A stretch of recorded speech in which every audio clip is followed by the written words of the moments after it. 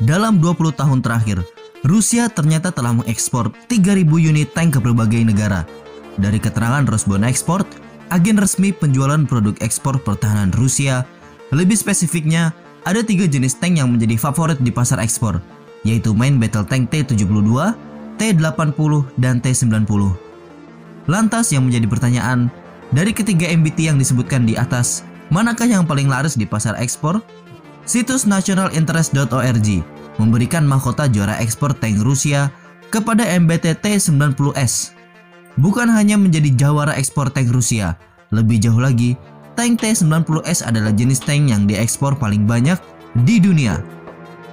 Main Battle Tank T-90 merupakan hasil modifikasi dari tank T-72 yang akhirnya diganti namanya dan kemudian dioperasikan pada awal tahun 1990-an. Sejak saat itu, Rusia secara sistematis melakukan pemasaran tank tersebut ke beberapa negara loyalitas produk alutsista Uni Soviet.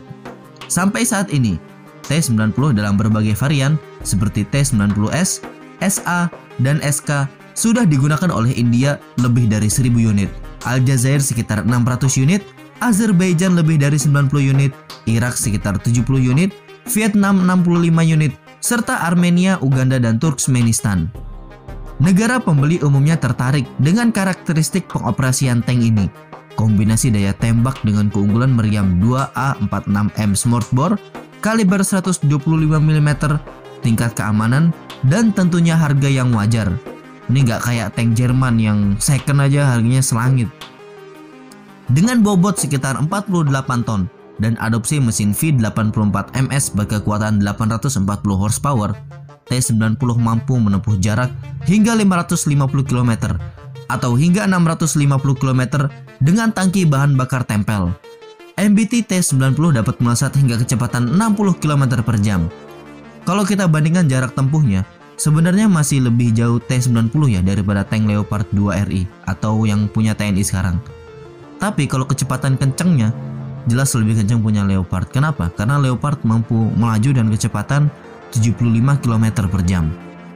MBT T-90 dapat mengatasi parit hingga kedalaman 3 meter, sehingga pembuatan parit anti-tank konvensional untuk kendaraan lapis baja semacam itu sebagian besar hanya akan menjadi pekerjaan yang sia-sia.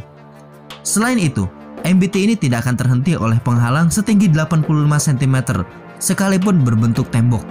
T-90 dapat mendaki lereng hingga 30 derajat, menjadikannya kendaraan lapis baja yang cocok untuk digunakan dalam kontur wilayah pegunungan. Guna meyakinkan negara pembeli, Rusia sangat memperhatikan tahapan evaluasi awal sebelum negara pembeli memutuskan untuk resmi mengakuisisi tank ini. Pada pemasaran MBT T-90, tank ini diuji coba di Gurun Thar, India, dan di wilayah Arab.